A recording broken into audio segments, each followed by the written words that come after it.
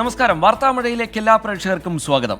കാട്ടാനയുടെ ആക്രമണത്തിൽ eco tourism ജീവനക്കാരൻ പോൾ കൊല്ലപ്പെട്ടതിൽ വയനാട്ടിൽ പ്രതിഷേധമിരമ്പി. വനംവകുപ്പ് ഉദ്യോഗസ്ഥർക്കും ജനപ്രതിനിധികൾക്കും പോലീസിനും നേരെ ജനരോഷം ഉയർന്നു. ജനക്കൂട്ടം അക്രമാസക്തമായതോടെ പോലീസ് 2 തവണ ലാത്തിവീശി. മൃതദേഹം പുൽപ്പള്ളിയിലെത്തിച്ചപ്പോഴാണ് സംഘർഷത്തിന് തുടക്കം. സംഘർഷത്തിന്റെ പശ്ചാത്തലത്തിൽ ഇന്നും നാളെയും പുൽപ്പള്ളിയിൽ നിരോധനാജ്ഞ പ്രഖ്യാപിച്ചു. പ്രതിഷേധക്കാരുടെ പേരിൽ കേസെടുക്കാനാണ് പോലീസിന്റെ തീരുമാനം. കാണാം ഇന്നത്തെ ലീഡ് സ്റ്റോറി. രാവിലെ 6 മണി. കുറുവാദ്വീപിലെ താൽക്കാലിക ജീവനക്കാരൻ പോളിന്റെ പോസ്റ്റ്മോർട്ടം കോഴിക്കോട് മെഡിക്കൽ കോളേജ് ആശുപത്രിയിൽ പൂർത്തിയായി. മൃതദേഹം പുറത്തെത്തിച്ചത് മുതൽ തുടങ്ങിയതാണ് പ്രതിഷേധം.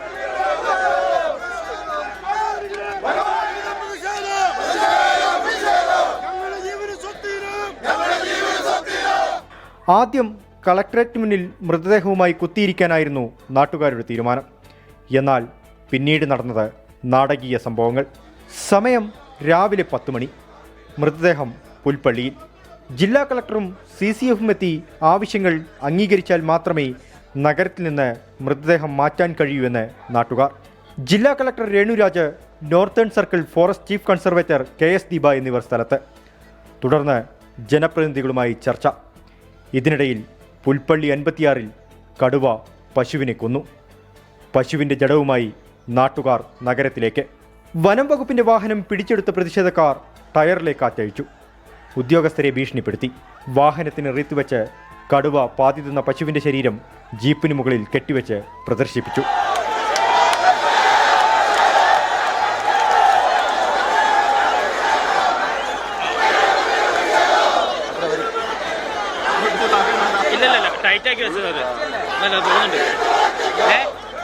പ്രതിഷേധക്കാരുടെ ആവശ്യങ്ങൾ ഇങ്ങനെ: ഞങ്ങൾക്ക് ഒരു പൈസയും വേണ്ട. ഈ നാട്ടിൽ ഇറങ്ങിക്കുന്ന മൃഗങ്ങളെ തിരിച്ചു കയറ്റി അതിനുള്ള സംവിധാനമാണ് ഇവിടെ വേണ്ടത്. കാടും നാടും വേർതിരിച്ചിട്ടുള്ള സംവിധാനമാണ് ഇവിടെ വേണ്ടത്. അല്ലാണ്ട് ഒരു പൈസയല്ല വേണ്ടത്. പൈസ വേണമെങ്കിൽ ആർക്ക് വേണേലും കൊടുക്കാം. അതല്ല ഇവിടെ വേണ്ടത്. ചർച്ച കഴിഞ്ഞ് ആവശ്യങ്ങൾ പരിഗണിച്ചെന്നറിയിക്കാനെത്തിയ MLA-മാർക്ക് നേരെയും ജനരോഷം.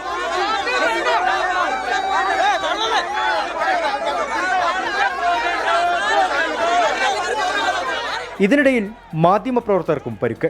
ഒടുവിൽ 12:45 പോലീസ് ലാത്തി വീശി. പോളിന്റെ മൃതദേഹവും വഹിച്ചുള്ള ആംബുലൻസ് പാക്കത്തെ വീട്ടിലേക്ക്. ഉച്ചയ്ക്ക് 1:45 ഉന്നത ഉദ്യോഗസ്ഥരെത്തി ആവശ്യങ്ങൾ അംഗീകരിച്ചത് രേഖാമൂലം അറിയിച്ചാൽ മാത്രമേ മൃതദേഹം പുറത്തിറക്കൂവെന്ന് കുടുംബം. വീണ്ടും പ്രതിഷേധം. ഒടുവിൽ ADM ദേവകി പാക്കത്തെ വീട്ടിലേക്ക്. സർക്കാർ നൽകിയ ഉറപ്പ് വായിച്ചു കേൾപ്പിക്കുന്നു. നഷ്ടപരിഹാര തുകയായ 5 ലക്ഷം രൂപയിൽ 5 ലക്ഷം രൂപ ഇന്ന് തന്നെ കുടുംബത്തിന് കൈമാറുന്നതും ബാക്കി 5 ലക്ഷം രൂപ തഹസിൽദാരുടെ പക്കൽ നിന്നും അനന്തരാവകാശ സർട്ടിഫിക്കറ്റ് ലഭിക്കുന്ന അന്നേ ദിവസവും കൈമാറുന്നതാണ്. വീട്ടിലെ പൊതുദർശനം. 4 മണിയോടെ സംസ്കാര ചടങ്ങുകൾക്കായി മൃതദേഹം പുൽപ്പള്ളി സെന്റ് ജോർജ് പള്ളിയിലേക്ക്. വനം വകുപ്പിന്റെ താൽക്കാലിക ജീവനക്കാരൻ പോളിന് കണ്ണീരോടെ വിട. പാക്കത്തെ വീട്ടിൽ ഇനിയുള്ളത് ഓർമ്മകൾ മാത്രം. അച്ഛനും ഭർത്താവും നഷ്ടപ്പെട്ട ഒരു കുടുംബത്തിന്റെ അനാഥത്വം. വയനാട്ടിൽ നിന്ന് പ്രജുൽ സുരേഷിനൊപ്പം അരുൺ പാറക്കൽ, 24. കാട്ടാനയുടെ ആക്രമണത്തിൽ കൊല്ലപ്പെട്ട പോളിന് ചികിത്സ വൈകിട്ടില്ലെന്ന് ആരോഗ്യമന്ത്രി വീണ ജോർജ്. കുടുംബത്തിന്റെ പരാതിയിൽ അന്വേഷണം നടത്തുമെന്നും മന്ത്രി വ്യക്തമാക്കി. പുൽപ്പള്ളിയിലേത് വൈകാരിക പ്രതികരണമാണെന്ന് പ്രതിപക്ഷ നേതാവ് VD സതീശൻ പറഞ്ഞു. പ്രകോപനപരമായ സമരത്തിൽ നിന്ന് പിന്മാറണമെന്ന് വനംവകുപ്പ് മന്ത്രി AK ശശീന്ദ്രൻ പറഞ്ഞു. മന്ത്രി AK ശശീന്ദ്രന് നേരെ വിവിധയിടങ്ങളിൽ കരിങ്കൊടി പ്രതിഷേധം ഉണ്ടായി. പോളിന്റെ മരണത്തിന് കാരണം ചികിത്സ വൈകിയതാണെന്നായിരുന്നു കുടുംബത്തിന്റെ ആരോപണം. എന്നാൽ ഇത് നിഷേധിക്കുകയാണ് വനം മന്ത്രിയും ആരോഗ്യമന്ത്രിയും. പ്രാഥമികമായി ഞങ്ങൾക്ക് ലഭിച്ച റിപ്പോർട്ട് അനുസരിച്ച് അത്തരം വീഴ്ച ഉണ്ടായിട്ടില്ലെന്നാണ്. പിന്നെ അങ്ങനെ രാഷ്ട്രീയം ഉയർന്നു വന്ന സാഹചര്യത്തിൽ അതിലെന്തെങ്കിലും കഴമുണ്ടോ എന്ന് അന്വേഷിക്കാൻ സർക്കാരിന് യാതൊരു വൈമുഖ്യവുമില്ല. ഈ സംഭവമുണ്ടായി ആശുപത്രിയിൽ എത്തിച്ച ഉടൻ തന്നെ ഈ സാധ്യമായിട്ടുള്ള എല്ലാ ചികിത്സകളും ലഭ്യമാക്കുന്നതിന് വേണ്ടിയിട്ടുള്ള നിർദ്ദേശം നൽകിയിരുന്നു. പുൽപ്പള്ളിയിലെ പ്രതിഷേധം ഭയത്തിൽ നിന്ന് വരുന്ന വൈകാരിക പ്രതികരണമെന്ന് പ്രതിപക്ഷ നേതാവ് VD സതീശനും വനംവകുപ്പ് കാര്യക്ഷമമായി പ്രവർത്തിക്കാത്തതാണ് അപകട സാഹചര്യം വർദ്ധിപ്പിച്ചതെന്ന് KPCC അധ്യക്ഷൻ K സുധാകരനും ആരോപിച്ചു. പ്രകോപനപരമായ സമരത്തിൽ നിന്ന് ജനങ്ങൾ പിന്മാറണമെന്ന് മന്ത്രി AK ശശീന്ദ്രൻ ആവശ്യപ്പെട്ടു. ഹർത്താലിൽ സംഘർഷം ഒഴിവാക്കാൻ ശ്രമിക്കണമെന്നാണ് എനിക്ക് ഇപ്പോഴും പറയാനുള്ളത്. കാരണം ഓരോന്നായി മാറി പോകും. അപ്പോൾ അതിനെ മറ്റൊരു തരത്തിലേക്ക് നമ്മൾ വ്യാഖ്യാനിച്ച് അതിലേക്ക് ഇനി ചർച്ച പോകും. മാധ്യമങ്ങളെ ആക്രമിക്കുന്നത് ശരിയാണോ?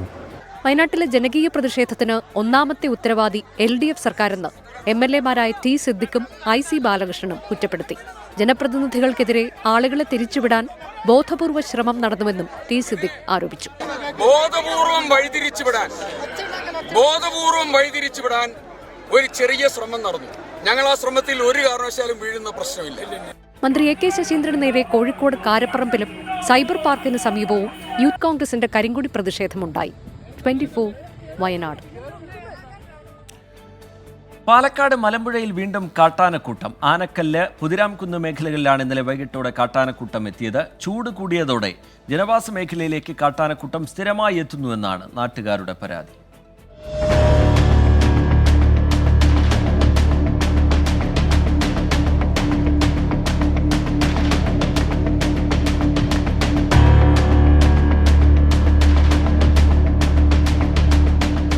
മലമ്പുഴ, കഞ്ചിക്കോട്, ധോണി മേഖലകളിൽ ദിവസങ്ങളോളമായി കാട്ടാനക്കൂട്ടത്തിന്റെ സാന്നിധ്യമുണ്ട്. കാട്ടുതീയും ചൂടുമാണ് ആനക്കൂട്ടം ജനവാസ മേഖലയിലേക്ക് ഇറങ്ങാൻ കാരണം. ഇപ്പോൾ വന്നിട്ട് ഈ അടുത്ത റീസെൻ്റ് വന്നിട്ട് ഒരു 3 ദിവസം മുമ്പ് ഒരു 34-35 ഉണ്ടായിരുന്നു. കുട്ടികളുണ്ടായിരുന്നു കൂടെ. പിന്നെ ഈ ബാധിക്കൊക്കെ വരും. അത്യാവശ്യം വന്ന് വാഴയും തെങ്ങൊക്കെ വലിച്ചിട്ട് അവർ പോകും. ഇപ്പോൾ വന്നിട്ട് 3 ഗ്രൂപ്പ് ആയിട്ട് പിരിഞ്ഞു. ഒന്ന് വന്നിട്ട് മലമ്പുഴ വഴിക്ക് പോയി, ഒന്ന് വന്നിട്ട് IMA വഴിക്ക് അങ്ങോട്ട് കയറിപ്പോയി.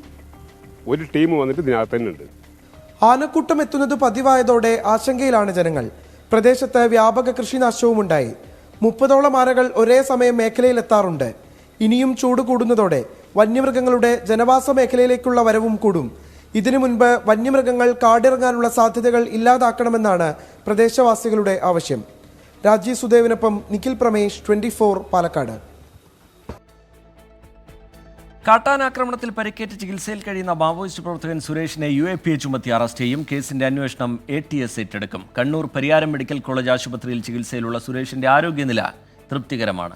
പരിക്കേറ്റ സുരേഷിനെ ഇന്നലെയാണ് മാവോയിസ്റ്റ് സംഘം കാഞ്ഞിരക്കൊല്ലി ചിറ്റാരി കോളനിയിൽ ഉപേക്ഷിച്ച് കടന്നത്. 2 വനിതകൾ ഉൾപ്പെട്ട 6 അംഗ സായുധ മാവോയിസ്റ്റ് സംഘം കണ്ണൂർ കാഞ്ഞിരക്കൊല്ലിയിലെ ചിറ്റാരിയിലെത്തിയത് ഇന്നലെ വൈകിട്ട് 6-ന്. സംഘാംഗമായ ചിക്കമംഗളൂർ സ്വദേശി സുരേഷിന് കാട്ടാന ആക്രമണത്തിൽ പരിക്കേറ്റിരുന്നു. പ്രദേശത്തെ ചപ്പിലി കൃഷ്ണന്റെ വീട്ടിലെത്തി സുരേഷിന് ചികിത്സ ലഭ്യമാക്കണമെന്ന് ഇവർ ആവശ്യപ്പെട്ടു. തുടർന്ന് ഭക്ഷണ സാധനങ്ങൾ ശേഖരിച്ച സംഘാംഗങ്ങൾ സുരേഷിനെ ഉപേക്ഷിച്ച് വനത്തിലേക്ക് മടങ്ങി. ഇവർക്ക് പരിക്ക് പറ്റിയപ്പോൾ ചോദിച്ചപ്പോൾ പറഞ്ഞു ഇയാൾ ആന ചവിട്ടിയാന്ന് പറഞ്ഞു, ആന കുത്തിയതാന്ന് പറഞ്ഞു, ആന ചികിത്സ കൊടുക്കണം, ആന കുത്തിയാന്ന് പറഞ്ഞു. എന്ത് ചെയ്യാൻ പറ്റും, ഞങ്ങൾ വിളിച്ചിട്ടുണ്ട്, വണ്ടിക്ക് ആംബുലൻസിന് വിളിച്ചിട്ടുണ്ട് എന്നൊക്കെ പറഞ്ഞു. പറഞ്ഞിട്ട് അവരങ്ങ് പോയി. കാലുകൾക്ക് പരിക്കേറ്റ സുരേഷിനെ പയ്യാവൂർ പഞ്ചായത്ത് പ്രസിഡന്റിന്റെ നേതൃത്വത്തിൽ നാട്ടുകാരാണ് ആംബുലൻസിൽ കയറ്റി പോലീസിന് കൈമാറിയത്. സ്ഥലത്തെത്താതെ വഴിയിൽ കാത്തുനിൽക്കുകയായിരുന്നു പോലീസ്. മാവോയിസ്റ്റ് പശ്ചിമഘട്ട സ്പെഷ്യൽ സോൺ കമ്മിറ്റി അംഗമാണ് സുരേഷ്. നിങ്ങൾക്ക് എന്താണ് തൊഴിലെന്ന് ചോദിച്ചപ്പോൾ യാതൊരു സങ്കോചവുമില്ലാതെ സുരേഷ് പറഞ്ഞു, ഞാൻ മാവോയിസ്റ്റാണ്, ഞങ്ങൾ 6 അംഗ സംഘമാണ്, അവരൊക്കെ എന്നെ ഇവിടെ ഉപേക്ഷിച്ച് പോയി. ആംബുലൻസിൽ കയറ്റി ഇവിടുന്ന് ഒരു 3-4 കിലോമീറ്റർ ദൂരെയുള്ള പാടാങ്കവലയിലേക്ക് ഞങ്ങളൊക്കെ പോവുകയാണ്. പോകുന്ന സമയത്ത് പാടാങ്കവലയിൽ പയ്യാവൂർ പോലീസ് അവിടെ ഉണ്ടായിരുന്നു. അവരത് ഏറ്റെടുത്ത് ബാക്കി കാര്യങ്ങൾ ചെയ്യുകയാണ് ചെയ്തത്. പരിയാരം മെഡിക്കൽ കോളേജ് ആശുപത്രി പരിസരത്ത് പോലീസ് കനത്ത സുരക്ഷ ഏർപ്പെടുത്തിയിട്ടുണ്ട്. 24 കണ്ണൂർ. വന്യജീവി ആക്രമണം ഉൾപ്പെടെ മലയോര ജനത അനുഭവിക്കുന്ന ബുദ്ധിമുട്ടുകൾക്കെതിരെ പ്രതിഷേധ ജാലയ്ക്ക് ആഹ്വാനം ചെയ്ത താമരശ്ശേരി രൂപത. താമരശ്ശേരി രൂപത അധ്യക്ഷൻ മാർ റെമിജിയോസ് ഇഞ്ചനാനിയിലാണ് പ്രതിഷേധത്തിന് ആഹ്വാനം ചെയ്തത്. നാളെ രാവിലെ രൂപതയിലെ എല്ലാ ഇടവകയിലും പ്രതിഷേധം സംഘടിപ്പിക്കും. മിഥില ബാലൻ ചേരുന്നുണ്ട് വിവരങ്ങളുമായി കോഴിക്കോട്ട് നിന്ന്. മിഥില, താമരശ്ശേരി രൂപതയുടെ പ്രതിഷേധത്തിന്റെ സ്വഭാവം എന്തായിരിക്കും, രൂപം എന്തായിരിക്കും?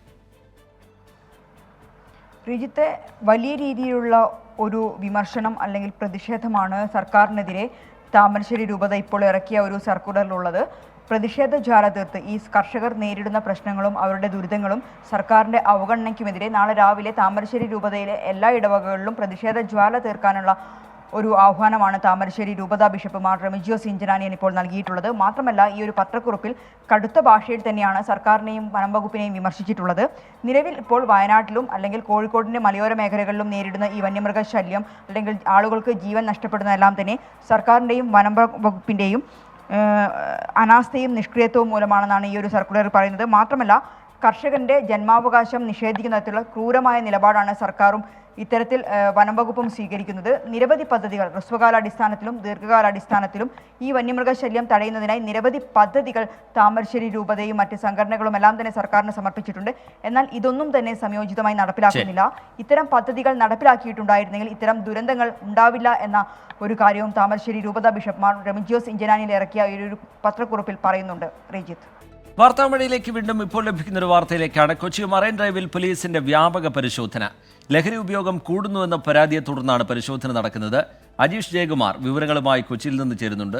അജീഷ്, പരിശോധനയുടെ വിവരങ്ങൾ എന്താണ്? അജീഷ്, കൊച്ചിയിലെ തന്നെ ഏറ്റവും പ്രധാനപ്പെട്ട ഒരു വിനോദസഞ്ചാര കേന്ദ്രം കൂടിയാണ് മറൈൻ ഡ്രൈവ്. ഈ മറൈൻ ഡ്രൈവിൽ വ്യാപകമായി ലഹരി ഉപയോഗവും വിൽപ്പനയും നടക്കുന്നുണ്ടെന്ന പരാതിയെ തുടർന്നാണ് പോലീസ് ഇപ്പോൾ ഒരു വ്യാപക പരിശോധന നടത്തുന്നത്. സെൻട്രൽ ACP VK രാജുവിന്റെ നേതൃത്വത്തിലാണ് ഈ പരിശോധന നടത്തുന്നത്. സാർ, ഇപ്പോൾ ഒരു പരിശോധന നടത്തുന്നതിന്റെ ഒരു സാഹചര്യം എന്താണ്? നമുക്കറിയാം, മറൈൻ ഡ്രൈവില് ധാരാളം ഫാമിലീസ് ഏതാണ്ട് 24 മണിക്കൂറൂടെ വന്നു പോകുന്ന ഒരു സ്ഥലമാണ്.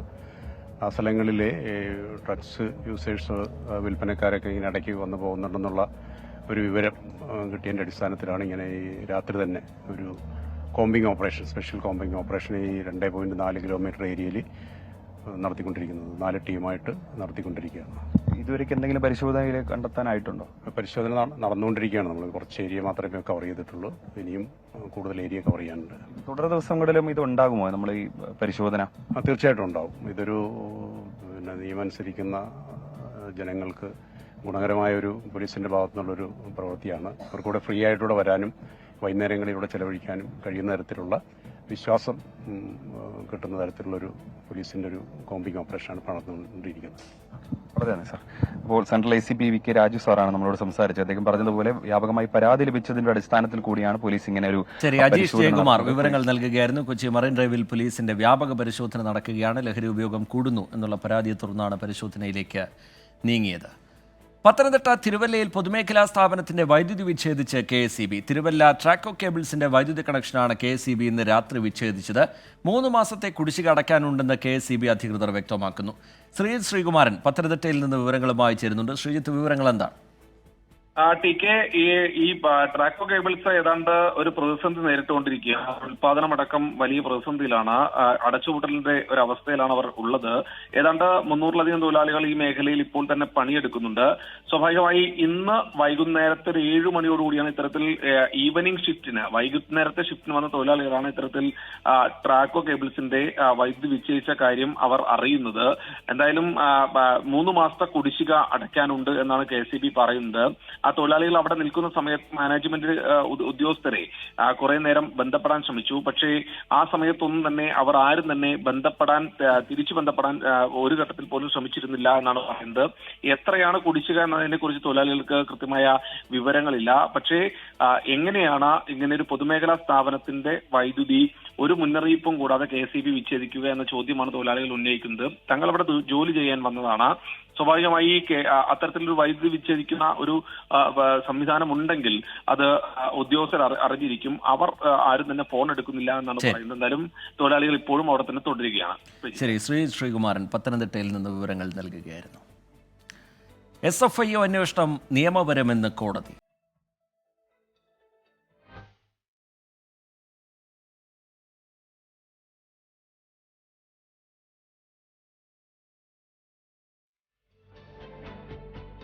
മാസപ്പടി കേസിൽ മുഖ്യമന്ത്രിയുടെ മകൾ വീണയുടെ കമ്പനിയായ എക്സാലോജിക്കിനെതിരായ കർണാടക ഹൈക്കോടതി വിധിയുടെ പകർപ്പ് പുറത്ത്. SFIOയുടെ അന്വേഷണം നിയമപരമാണെന്ന് ജസ്റ്റിസ് M നാഗപ്രസന്നയുടെ വിധിയിൽ പറയുന്നു. അന്വേഷണം റദ്ദാക്കാൻ എക്സാലോജിക് കോടതിയിൽ ഉന്നയിച്ച കാര്യങ്ങൾ നിലനിൽക്കില്ല എന്നും കോടതിയുടെ കണ്ടെത്തൽ. SFIOയുടെ അന്വേഷണം റദ്ദാക്കണമെന്നാവശ്യപ്പെട്ടുകൊണ്ടുള്ള എക്സാലോജിക്കിന്റെ ഹർജി കർണാടക ഹൈക്കോടതി ഇന്നലെയാണ് തള്ളിയത്. 46 പേജുള്ള വിധിയുടെ പൂർണ്ണരൂപം ഇന്ന് പുറത്തുവന്നു. SFIOയുടെ അന്വേഷണം നിയമപരമാണെന്നും കേന്ദ്ര ഏജൻസിയെ അന്വേഷണം ഏൽപ്പിച്ചതിൽ തെറ്റില്ലെന്നും വിധിയിൽ പറയുന്നു. പ്രാഥമിക അന്വേഷണമാണ് നടക്കുന്നത്. അന്വേഷണം റദ്ദാക്കാൻ എക്സാലോജിക്ക് ഉന്നയിച്ച കാര്യങ്ങൾ നിലനിൽക്കില്ലെന്നും കോടതി നിരീക്ഷിച്ചു. നിലവിലെ സാഹചര്യത്തിൽ അന്വേഷണം റദ്ദാക്കാനോ സ്റ്റേ ചെയ്യാനോ കഴിയില്ലെന്നും ജസ്റ്റിസ് M നാഗപ്രസന്നയുടെ വിധിയിൽ പറയുന്നു. ഒരേ കേസിൽ 2 അന്വേഷണം നടക്കുന്നതിലെ നിയമവിരുദ്ധതയാണ് എക്സാലോജിക്ക് പ്രധാനമായും കോടതിയിൽ ചൂണ്ടിക്കാണിച്ചത്. എന്നാൽ കമ്പനി നിയമത്തിലെ 210-ാം നിയമപ്രകാരം രജിസ്ട്രാർ ഓഫ് കമ്പനീസ് നടത്തിയ അന്വേഷണം പൂർത്തിയായതാണെന്നും തുടർന്നാണ് 212 വകുപ്പ് പ്രകാരം കേസ് ഏറ്റെടുത്തതെന്നും അന്വേഷണ ഏജൻസി കോടതിയെ അറിയിച്ചു. ഇത് പരിഗണിച്ച കോടതി അന്വേഷണം SFIO ഏറ്റെടുക്കുന്നതിൽ തെറ്റില്ലെന്നും നിരീക്ഷിച്ചു. വിധിക്കെതിരെ മേൽക്കോടതിയെ സമീപിക്കാനുള്ള നടപടികളുമായാണ് എക്സാലോജിക് മുന്നോട്ടു പോകുന്നത്. നിബന്ധനകളില്ലാതെ സ്വതന്ത്ര അന്വേഷണത്തിന് കോടതി ഉത്തരവിട്ട സാഹചര്യത്തിൽ വീണയിലേക്കും എക്സാലോജിക്കിലേക്കും വേഗത്തിലെത്താനാണ് SFIO ശ്രമിക്കുന്നത്. 24 ബംഗളൂരു. മാസപ്പടി വിവാദത്തിൽ കൂടുതൽ രേഖകൾ പുറത്തുവിട്ട് മാത്യു കുഴൽനാടൻ MLA. തോട്ടപ്പള്ളി മണൽ നീക്കത്തിന് ശേഷം CMRL കോടികളുടെ സാമ്പത്തിക വളർച്ച നേടിയെന്നും മാത്യു കുഴൽനാടൻ വ്യക്തമാക്കുന്നു. 2017 നഷ്ടത്തിലായിരുന്ന CMRLനെ ലാഭത്തിലാക്കിയതിന്റെ പ്രതിഫലമാണ് എക്സാലോജിക്കിന് കിട്ടിയതെന്ന് മാത്യു കുഴൽനാടൻ ആരോപിച്ചു. 2017 ഫെബ്രുവരി 6 CMRL മുഖ്യമന്ത്രിക്ക് നിവേദനം സമർപ്പിച്ചുവെന്നാണ് മാത്യു കുഴൽനാടന്റെ ആരോപണം. ഇൽമനൈറ്റിന്റെ ലഭ്യതക്കുറവും ഉയർന്ന വിലയും പ്രതിസന്ധിയിലാക്കി. കമ്പനി അടച്ചുപൂട്ടലിന്റെ വക്കിലാണെന്നും പ്രാദേശികമായി കുറഞ്ഞ വിലയ്ക്ക് ഇൽമനൈറ്റ് ലഭിക്കാൻ മുഖ്യമന്ത്രിയുടെ ഇടപെടൽ അഭ്യർത്ഥിച്ച് CMRL സമർപ്പിച്ച നിവേദനത്തിൽ മുഖ്യമന്ത്രി ഒപ്പിട്ടതായും മാത്യു കുഴൽനാടൻ ആരോപിച്ചു. മുഖ്യമന്ത്രിയുടെ അധ്യക്ഷതയിൽ 27/10/2017 ചേർന്ന യോഗം, ആ യോഗം എയിം ചെയ്തത് തോട്ടപ്പള്ളിയിലെ കരിമണലിന് വേണ്ടിയിട്ടാണ്. ദ ഹോൾ എക്സസൈസ്, അവിടെ നടത്തിയ മുഴുവൻ എക്സസൈസും ആ കരിമണൽ എടുക്കുന്നതിന് വേണ്ടിയിട്ടാണ്. കുട്ടനാട് വെള്ളപ്പൊക്കത്തിന്റെ പേരിൽ തോട്ടപ്പള്ളിയിലെ മണൽ നീക്കം ചെയ്തതിലൂടെ സർക്കാരിന് കോടികളുടെ നഷ്ടമുണ്ടായി. ഇതിന്റെ ലാഭം CMRLനാണ് ലഭിച്ചതെന്നും മാത്യു കുഴൽനാടൻ. 2022 6 കോടി ലാഭം ഉണ്ടെന്ന് പറഞ്ഞിരുന്ന കമ്പനി 2023 ആയപ്പോൾ 56 കോടിയിലേക്ക് മാറി. 56 കോടിയിലേക്ക്. 2022 6 കോടിയുടെ ലാഭമുണ്ടായിരുന്ന CMRL 2023 56 കോടിയുടെ ലാഭമാണ് നേടിയത്. ഇതിന്റെ പ്രതിഫലമാണ് എക്സാലോജിക്കിന് ലഭിച്ചതെന്നും മാത്യു കുഴൽനാടൻ ആരോപിച്ചു. 24 കൊച്ചി.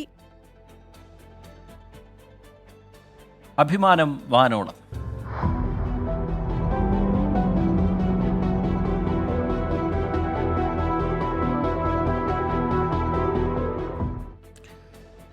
ബഹിരാകാശത്ത് വിജയക്കുതിപ്പ് തുടർന്ന് ഇന്ത്യ കാലാവസ്ഥാ നിരീക്ഷണ ഉപഗ്രഹമായ INSAT-3 DS വിജയകരമായി വിക്ഷേപിച്ചു. ശ്രീഹരിക്കോട്ടയിലെ സതീഷ് ധവാൻ സ്പേസ് സെന്ററിൽ നിന്ന് വൈകിട്ട് 5:35 വിക്ഷേപണം. ദൗത്യം വിജയകരമെന്ന് ISRO പ്രഖ്യാപിച്ചു. ശ്രീഹരിക്കോട്ടയിലെ സതീഷ് ധവാൻ സ്പേസ് സെന്ററിലെ രണ്ടാം വിക്ഷേപണത്തറയിൽ നിന്ന് കുതിച്ച GSLV F-14 18 മിനിറ്റും 7 സെക്കൻഡുകളും കൊണ്ട് ദൗത്യം പൂർത്തിയാക്കി. യാത്രയിലെ 3 ഘട്ടങ്ങളും വിജയകരമായി പൂർത്തീകരിച്ച INSAT-3 DS-നെ ജിയോ സിങ്ക്രണൈസ്ഡ് ഓർബിറ്റിലെത്തിച്ചു. ദൗത്യം വിജയകരമെന്ന് പ്രഖ്യാപിച്ച ISRO. I'm very happy to announce the successful accomplishment of mission GSLV F-14 INSAT-3 DS. The spacecraft has been injected into a very good orbit. The injection conditions were as expected, and we also noted that the vehicle has performed very, very well. INSAT-3 DS-ൽ 4 പേലോഡുകളാണുള്ളത്. Earth ഡിസ്കിന്റെ ചിത്രങ്ങൾ നൽകുന്ന 6 channel imager, മേഘങ്ങളുടെ ഈർപ്പവും താപനിലയും മനസ്സിലാക്കുന്ന 19 channel sounder, വിവിധ കാലാവസ്ഥാ നിലയങ്ങളിൽ നിന്നുള്ള വിവരങ്ങൾ ശേഖരിക്കുന്ന ഡാറ്റ റിലേ ട്രാൻസ്പോണ്ടർ, അപകടത്തിൽപ്പെടുന്ന നാവിക വ്യോമ ഉപകരണങ്ങളെ കണ്ടെത്താൻ സഹായിക്കുന്ന satellite aided search and rescue transponder. ഇന്ത്യയുടെ കാലാവസ്ഥാ നിരീക്ഷണ ഉപകരണങ്ങളുടെ ശ്രേണിയിലേക്ക് അതിനൂതന സാങ്കേതിക വിദ്യയുമായാണ് INSAT-3 DS എത്തുന്നത്. മുൻ തലമുറയിലെ INSAT-3D, INSAT-3DR എന്നിവയ്ക്കൊപ്പം ഇനി INSAT-3 DS-ഉം കാലാവസ്ഥാ പ്രവചനം നടത്തും. 24 ചെന്നൈ. താമരയോടടുത്ത് കമൽനാഥ്.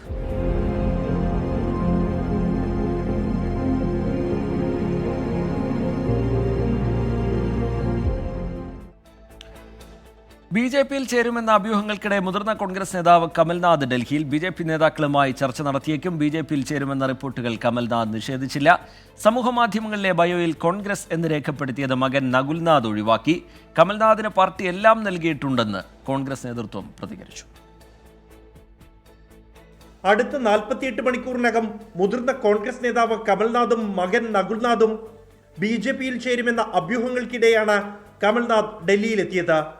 BJP-യിൽ ചേരുമോ എന്ന ചോദ്യത്തോട് കമൽനാഥിന്റെ പ്രതികരണം ഇങ്ങനെ: आप लोग एक्साइट हो रहे हैं, मैंने कहा मैं तो एक्साइट नहीं हूं इस तरफ या उस तरफ, पर बात यह है कि अगर ऐसी कोई बात होगी, अगर ऐसी कोई बात होगी मैं आप सबको सबसे पहले खबर करूंगा. കമൽനാഥിന്റെ ഡൽഹി സന്ദർശനത്തിന് പിന്നാലെ നകുൽനാഥ് തന്റെ സമൂഹ മാധ്യമങ്ങളിലെ ബയോയിൽ നിന്നും കോൺഗ്രസ് എന്നത് ഒഴിവാക്കി. കമൽനാഥിന് 12 കോൺഗ്രസ് MLA-മാരുടെ പിന്തുണ ഉണ്ടെന്നാണ് റിപ്പോർട്ട്. കോൺഗ്രസിൽ നിരാശരായ നേതാക്കൾക്കായി വാതിൽ തുറന്നിട്ടിരിക്കുകയാണെന്ന് മധ്യപ്രദേശ് BJP അധ്യക്ഷൻ VD ശർമ്മ പ്രതികരിച്ചു. അതേസമയം കമൽനാഥിന് ഇന്ദിരാഗാന്ധിയുടെ കാലം മുതൽ പാർട്ടിയുമായി ബന്ധമുണ്ടെന്നും പാർട്ടി എല്ലാം അദ്ദേഹത്തിന് നൽകിയിട്ടുണ്ടെന്നും സംസ്ഥാന കോൺഗ്രസ് നേതൃത്വം പ്രതികരിച്ചു. നിയമസഭാ തെരഞ്ഞെടുപ്പിലെ കനത്ത തോൽവിക്ക് പിന്നാലെ സംസ്ഥാന അധ്യക്ഷ സ്ഥാനത്തു നിന്നും കമൽനാഥിന്റെ രാജി ഹൈക്കമാൻഡ് ചോദിച്ചു വാങ്ങിയിരുന്നു. രാജ്യസഭാ സീറ്റ് എന്ന ആവശ്യം കൂടി നേതൃത്വം നിഷേധിച്ചതോടെയാണ് കമൽനാഥ് പാർട്ടി വിടുന്നുവെന്ന റിപ്പോർട്ടുകൾ പുറത്തുവന്നത്. 24 ഡൽഹി. ഇപ്പോൾ ലഭിക്കുന്നൊരു വാർത്തയിലേക്കാണ്. ഇനി തൃശൂർ പൂങ്കുന്നത്ത് തീപിടുത്തം. പൂങ്കുന്നം ഉദയനഗറിലെ പാടത്താണ് തീപിടുത്തമുണ്ടായത്. നാട്ടുകാരും ഫയർഫോഴ്സും ചേർന്ന് തീയണയ്ക്കാനുള്ള ശ്രമം തുടരുകയാണ്. സൂരജ് സജി വിവരങ്ങളുമായി ചേരുന്നുണ്ട്. സൂരജ്, എന്താണ് സംഭവിച്ചത്? ഈ തീപിടുത്തത്തിന്റെ കാരണമെന്ത്? അണയ്ക്കാനുള്ള ശ്രമം എങ്ങനെ? സൂരജ്. കഴിഞ്ഞ ദിവസവും ഇതിന് സമീപത്ത് തീപിടിക്കുന്നു. ഈ പാടത്ത് പെട്ടെന്ന്, അതായത് പുല്ലുകൾക്ക് തീപിടിക്കുകയായിരുന്നു. സമാനമായ രീതിയിലാണ് ഇന്നും തീപിടുത്തം ഉണ്ടായിരിക്കുന്നത് എന്നുള്ളതാണ് നമുക്ക് മനസ്സിലാക്കാൻ കഴിയുന്നത്. ഉദയനഗറിലാണ് വലിയ തീപിടുത്തം ഉണ്ടായത്. സമീപത്ത് അല്പം മാറി വീടുകൾ ഉൾപ്പെടെയുണ്ട്. കഴിഞ്ഞ തവണ തീപിടുത്തം ഉണ്ടായപ്പോൾ ഏക്കർ കണക്കിന് പാടത്ത് ഉണ്ടായിരുന്ന പുല്ലുകളടക്കം കത്തി നശിക്കുന്ന ഒരു സാഹചര്യം ഉണ്ടായി. അത്തരത്തിൽ വ്യാപകമായ രീതിയിലാണ് ഇത്തവണയും തീപിടുത്തം ഉണ്ടായിരിക്കുന്നത്. അതുകൊണ്ട് തന്നെ കൂടുതൽ ഫയർഫോഴ്സ് യൂണിറ്റുകൾ എത്തിച്ചുകൊണ്ട് തീ അണയ്ക്കാനുള്ള ഒരു ശ്രമമാണ് നടത്തുന്നത്. തൃശ്ശൂരിൽ നിന്ന് നിലവിൽ ഒരു യൂണിറ്റ് ഫയർഫോഴ്സ് എത്തിയിട്ടുണ്ട്. കൂടുതൽ യൂണിറ്റുകൾ എത്തിച്ചുകൊണ്ട് തീ നിയന്ത്രണ വിധേയമാക്കാനുള്ള നടപടികളിലേക്ക് ഫയർഫോഴ്സ് കടക്കുന്നുണ്ട്. പക്ഷേ കൂടുതൽ ഇടങ്ങളിലേക്ക്, അതായത് ഈ വലിയ രീതിയിലുള്ള ചൂടാണ് പ്രദേശത്ത് ഉൾപ്പെടെ പകൽ സമയങ്ങളിൽ അനുഭവപ്പെടുന്നത്. അതുകൊണ്ട് തന്നെ ഈ പുല്ലെല്ലാം കരിഞ്ഞു നിൽക്കുന്ന ഒരു സാഹചര്യമാണുള്ളത്. അതുകൊണ്ട് പെട്ടെന്ന് തീ പടർന്നു പിടിക്കുന്ന ഒരു സാഹചര്യമാണുള്ളത്. കൂടുതൽ യൂണിറ്റുകൾ എത്തിച്ച് തീ അണയ്ക്കാനുള്ള ഒരു ശ്രമം ഇപ്പോൾ ഈ ഫയർഫോഴ്സും നാട്ടുകാരും എല്ലാം ചേർന്നുകൊണ്ട് നടത്തുകയാണ്. ശരി, സൂരജ് സജി തൃശ്ശൂരിൽ നിന്ന് വിവരങ്ങൾ നൽകുകയാണ്. വാർത്താമഴയിലേക്ക് വീണ്ടും. സ്ഥാനാർത്ഥി ചിത്രം തെളിയുന്നു.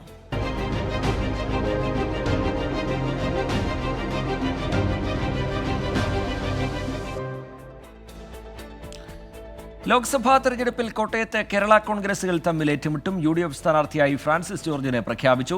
PJ ജോസഫാണ് കോട്ടയത്ത് സ്ഥാനാർത്ഥി പ്രഖ്യാപനം നടത്തിയത്. വൻ ഭൂരിപക്ഷത്തിൽ വിജയിക്കുമെന്ന് ഫ്രാൻസിസ് ജോർജ് 24-നോട് പറഞ്ഞു. കോട്ടയം സീറ്റിന്റെ കാര്യത്തിൽ UDF-ൽ ധാരണയായതോടെയാണ് സ്ഥാനാർത്ഥി പ്രഖ്യാപനം കേരള കോൺഗ്രസ് നടത്തിയത്. നിരവധി പേരുകൾ സ്ഥാനാർത്ഥി ചർച്ചയിൽ ഉയർന്നു വന്നുവെങ്കിലും അവസാനം ഫ്രാൻസിസ് ജോർജിലേക്ക് എത്തുകയായിരുന്നു. ഔദ്യോഗിക പ്രഖ്യാപനം കോട്ടയത്ത് PJ ജോസഫ് നടത്തി. പാർട്ടിയുടെ ഡെപ്യൂട്ടി ചെയർമാനും മുൻ MPയുമായിരിക്കുന്ന ശ്രീ ഫ്രാൻസിസ് ജോർജ് ആയിരിക്കും കോട്ടയത്തെ സ്ഥാനാർത്ഥി.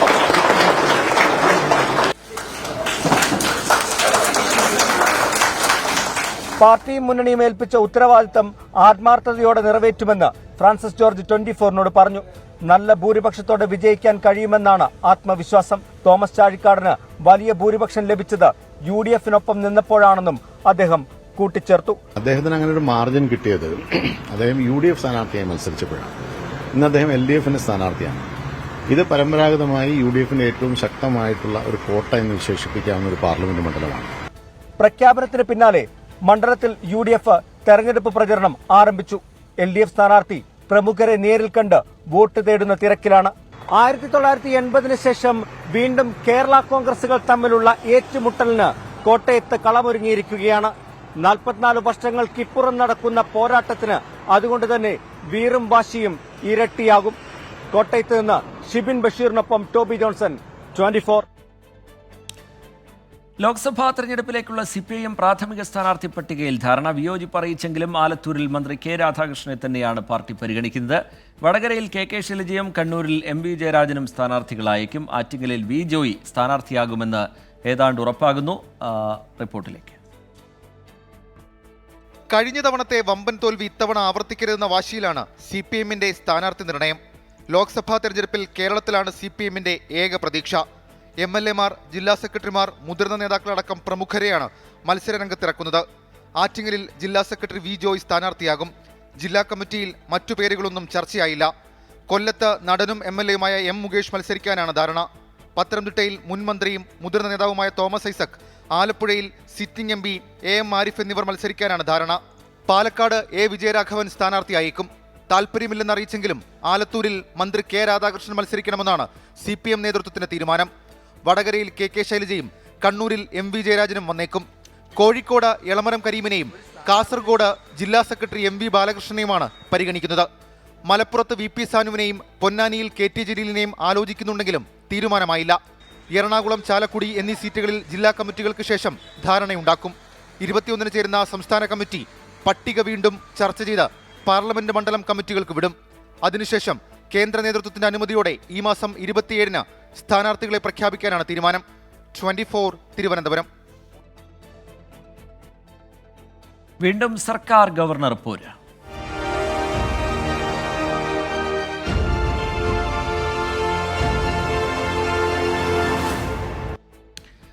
കേരള സർവകലാശാല സെനറ്റ് യോഗത്തിന് പിന്നാലെ സർക്കാരും ഗവർണറും തമ്മിൽ പോരെ. യോഗത്തിൽ പങ്കെടുത്ത ഉന്നത വിദ്യാഭ്യാസ മന്ത്രി ആർ ബിന്ദു സുപ്രീം കോടതി വിധി ലംഘിച്ചുവെന്ന് ഗവർണർ കുറ്റപ്പെടുത്തി. ഉന്നത വിദ്യാഭ്യാസ മേഖലയിൽ പ്രശ്നങ്ങൾ ഉണ്ടാക്കുന്നത് ആരാണെന്ന് കൊച്ചുകുട്ടികൾക്ക് പോലും അറിയാമെന്ന് മന്ത്രി തിരിച്ചടിച്ചു. സെനറ്റ് യോഗത്തിന്റെ മിനിറ്റ്സ് ഗവർണർക്ക് കൈമാറി. ഇന്നലെ മന്ത്രി ആർ ബിന്ദുവിന്റെ അധ്യക്ഷതയിൽ ചേർന്ന കേരള സർവകലാശാല സെനറ്റ് യോഗത്തിൽ VC നിയമന സമിതിയിലേക്ക് പ്രതിനിധിയെ നൽകേണ്ടതില്ല എന്ന തീരുമാനമാണ് ഗവർണറെ ചൊടിപ്പിച്ചത്. സെനറ്റിൽ നടന്നത് നിയമവിരുദ്ധ സംഭവങ്ങളാണെന്ന് ഗവർണർ ആരിഫ് മുഹമ്മദ് ഖാൻ. പ്രോ ചാൻസലർക്ക് സെനറ്റ് യോഗത്തിലേക്ക് പങ്കെടുക്കാൻ അധികാരമില്ലെന്ന് governor. She seems to be totally rudderless. She seems to have no basic manners. She seems to be totally ignorant. And she has no respect for the court and the law of the land. She has no authority to go there. കേരളത്തിലെ ഉന്നത വിദ്യാഭ്യാസ മേഖലയെ കലുഷിതമാക്കാനുള്ള ഇടപെടലാണ് ചിലരുടെ ഭാഗത്തു നിന്നുണ്ടാകുന്നതെന്ന് മന്ത്രി doctor R ബിന്ദുവിന്റെ പരോക്ഷ പ്രതികരണം. ചട്ടപ്രകാരമാണ് പ്രമേയം പാസാക്കിയതെന്നും പ്രതിപക്ഷത്തിന് മന്ത്രിയുടെ മറുപടി. നിയമപരമായിട്ട് തന്നെയാണ് ചെയ്തിട്ടുള്ളത് എന്നാണ് നമ്മുടെ അഭിപ്രായം. അവര് എന്താണെന്ന് വെച്ചാൽ നിയമപരമായിട്ട് നീങ്ങട്ടെ. അധ്യക്ഷത വഹിക്കാനും പിന്നെ അതുപോലെ അതിനെല്ലാം അവര് സ്റ്റാറ്റ്യൂട്ടും ആക്റ്റും എല്ലാം നന്നായിട്ട് വായിച്ച് മനസ്സിലാക്കട്ടെ. അതുപോലെ അവർക്ക് നിയമപരമായിട്ടുള്ള സംവിധാനങ്ങളുണ്ടല്ലോ നീതി നിർവഹണത്തിന്. നമുക്ക് അവരത് പോയിക്കോട്ടെ. കേരള സർവകലാശാല സെർച്ച് കമ്മിറ്റിയിലേക്ക് നോമിനിയെ നൽകാനാകില്ല എന്ന സെനറ്റ് യോഗത്തിന്റെ തീരുമാനം ഉൾപ്പെടുന്ന മിനിറ്റ്സ് ഗവർണർക്ക് കൈമാറി. നോമിനിയെ നൽകുന്നത് സുപ്രീം കോടതി വിധിയുടെ ലംഘനമെന്ന് മിനിറ്റ്സിൽ വിശദീകരണം. വിമാനത്താവളത്തിൽ നിന്നും രാജ്ഭവനിലേക്ക് പോയ ഗവർണറെ ഇന്നും SFI പ്രവർത്തകർ കരിങ്കൊടി കാണിച്ചു. ജനറൽ ആശുപത്രിക്ക് മുന്നിലും AKG സെന്ററിന് മുന്നിലുമായിരുന്നു കരിങ്കൊടി പ്രതിഷേധം. 24 തിരുവനന്തപുരം. ഈ റിപ്പോർട്ടോടെ വാർത്താമഴയുടെ സമയം പൂർത്തിയാവുകയാണ്. നമസ്കാരം.